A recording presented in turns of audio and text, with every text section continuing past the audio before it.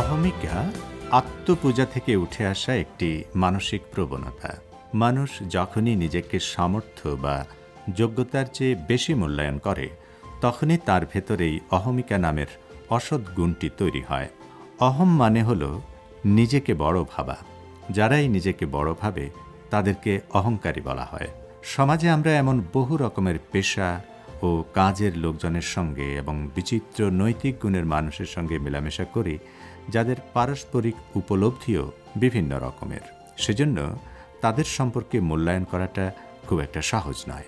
ধৈর্য এবং মনোবল ছাড়া এই ধরনের মানুষের মাঝে বসবাস করাটা খুবই কঠিন। আমরা দেখেছি সমাজে অহংকারী লোকেরা কিভাবে অন্যদের উপর নিজেদের অহমিকা প্রকাশ করে, অথচ অহংকারী লোকদের কেউই পছন্দ করে না। সবাই চায় তাদের আশেপাশের লোকজন মাটির মতো প্রশান্ত মানুষ হোক, মিথ্যা অহংকারমুক্ত ভালোবাসার মানুষ হোক।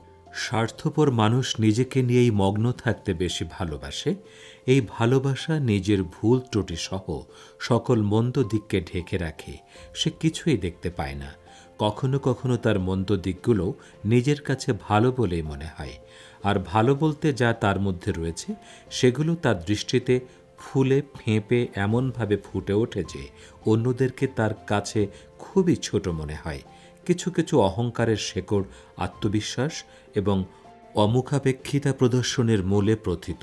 তার মানে ব্যক্তি নিজের প্রতি সীমাহীন বিশ্বাস রাখে এবং কারো হেল্প ছাড়াই সে সব কিছু করতে সক্ষম, এরকম একটা ধারণা পেয়ে বসে থাকে। এই ভাবটা তার অন্তরাত্মায় এবং বাহ্যিক সত্তায় প্রভাব ফেলে। এভাবেই মানুষ অহংকারী হয়ে ওঠে।